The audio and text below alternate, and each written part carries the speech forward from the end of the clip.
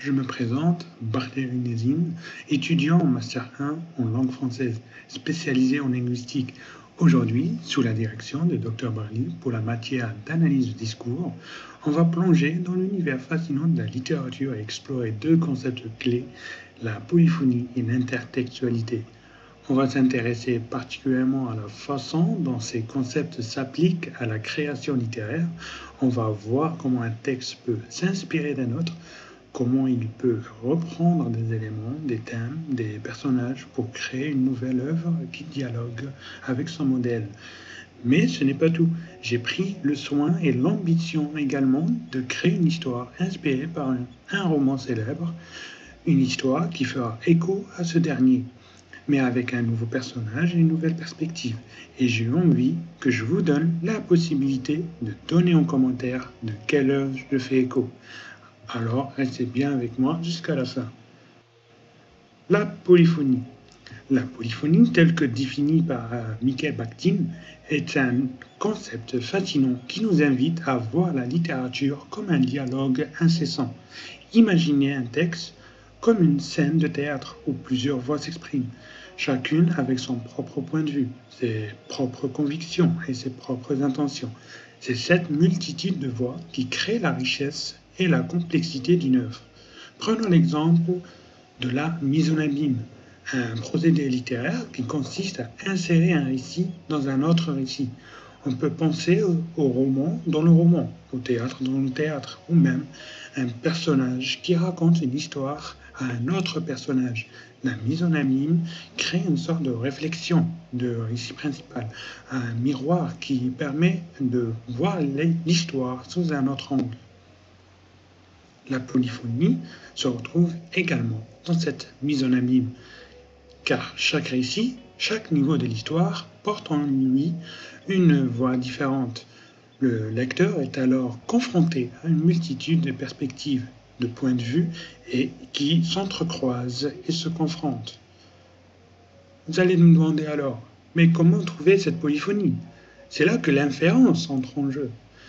L'inférence est la capacité du lecteur à déduire des informations implicites à partir des informations explicites du texte. En d'autres termes, pour faire simple, c'est la capacité à lire entre les lignes, à comprendre les sous-entendus, les allusions et les références. Et c'est précisément grâce à l'inférence que le lecteur peut identifier les différentes voix qui composent un texte polyphonique. Ces voix ne sont pas toujours explicites, elles ne sont pas toujours énoncées de manière directe. Souvent, elles se cachent derrière des allusions, des citations, des références à d'autres œuvres, à d'autres discours. La polyphonie est donc un concept qui nous invite à une lecture active, une lecture qui ne se contente pas de décoder les mots, mais qui cherche à comprendre les intentions et les motivations et les perspectives des différentes voix qui composent un texte. C'est une lecture qui nous invite à explorer les liens qui unissent les textes, à déceler les dialogues entre les œuvres, à comprendre comment chaque texte est une réponse à un autre, faire écho à d'autres. Par exemple, dans l'œuvre J'ai rêvé l'Algérie, loin de sentiers battus, des débats politiques et feuilles de route, cet ouvrage se veut l'expression subjective d'une projection de l'Algérie que l'on aimerait avoir se réaliser. Des voix singulières nous entraînent dans des combinaisons infinies, témoignages, fiction et récits. 14 textes, 14 subjectifs, à travers lesquels miroite la possibilité de construire une nouvelle société de liberté, du progrès et de vivre ensemble. Dans ce texte, elle présente des éléments de polyphonie. Ce livre se compose de plusieurs textes qui mettent en avant des voix diverses et des perspectives variées sur l'Algérie. Voici des signes concernant la polyphonie dans cette œuvre. La première, il y a la multiplicité des voix. L'ouvrage regroupe 14 textes en tout. Chacun apporte une subjectivité unique. Cela permet de créer un dialogue entre différentes expériences et récits, enrichissant ainsi la compréhension de la réalité algérienne. Il y a, en deuxième point, l'exploration des thèmes, À travers ses voix, l'œuvre aborde des thèmes variés tels que l'exil, la mémoire et l'identité, permettant ainsi une réflexion profonde sur la société algérienne contemporaine. Et on arrive donc à l'intertextualité. L'intertextualité fait référence à la manière dont un texte fait allusion à d'autres textes, que ce soit par des citations, des références ou des échos.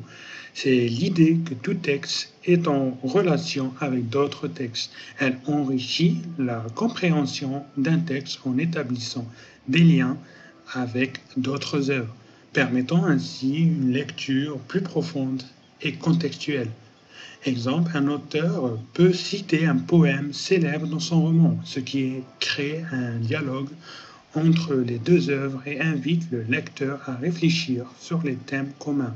Par exemple, toujours dans le même livre, c'est un rêve modeste et fou, utilisé comme titre de 12e récit qui parle du rêve algérien de Arab Izar dans le livre J'ai rêvé d'Algérie, mais qui est en réalité un vers tiré du poème J'entends de Louis Aragon. Et maintenant, place à l'histoire. Le soleil brûlait sur une campagne déserte. Monsef, un jeune homme au regard vide, s'allongeait sur le champ du blé. Indifférent à la chaleur et au bruit de la brise, il avait fui la ville, ses rythmes effrénés et ses visages inconnus pour se réfugier dans cette solitude. Un jour, un homme, l'air menaçant, s'approcha de Monsef. Une dispute éclata. Des mots violents fusèrent, et Monsef, dans un geste brusque, se défendit. Un coup de poing, porté sans réfléchir, fit tomber l'homme au sol. Monsef ne ressentit aucune émotion. Il regarda le corps inerte, le visage déformé par la douleur, et un froid glacial parcourut son corps.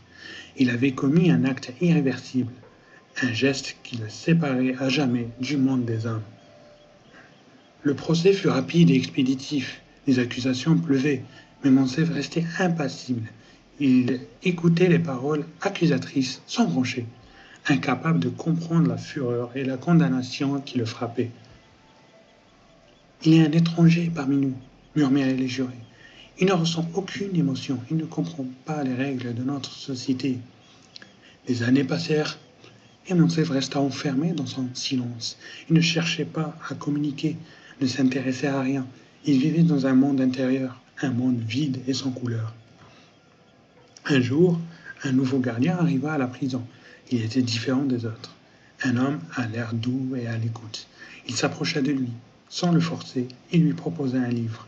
Monsef le prit, le regarda avec l'indifférence, puis le laissa tomber sur le sol. Le gardien ne se décourageait pas. Il revint chaque jour, proposant un nouveau livre, une nouvelle lecture. Il lui parlait de la littérature, d'art, de philosophie, de tout ce qui pouvait éveiller un peu d'intérêt chez lui. Au fil des mois, une lueur d'espoir apparut dans le regard de Monsef. Il commença à lire, à réfléchir et à s'interroger sur le monde qui l'entourait. Il découvrit la beauté de la littérature, la profondeur de la philosophie. Il ne retrouva pas la joie de vivre. Néanmoins, il retrouva un sens à son existence. Il comprenait enfin que même dans l'enfermement, il pouvait trouver un chemin, une voie pour se reconstruire. Désormais, il n'est plus un être vide et sans espoir. Il est devenu un homme qui cherchait, qui réfléchissait et qui vivait, même après son exécution. Voilà, on arrive au terme de notre exploration de la polyphonie de l'intertextualité. J'espère que ce voyage littéraire vous a plu tout autant que moi et que vous avez pu apprécier la richesse des liens qui unissent les textes et les auteurs. N'hésitez pas à me laisser vos commentaires et vos questions. Et surtout, n'oubliez pas, la littérature est un univers infini, plein de surprises et de découvertes. Continuez à explorer, à lire, à écrire et à partager votre passion pour les mots. Merci.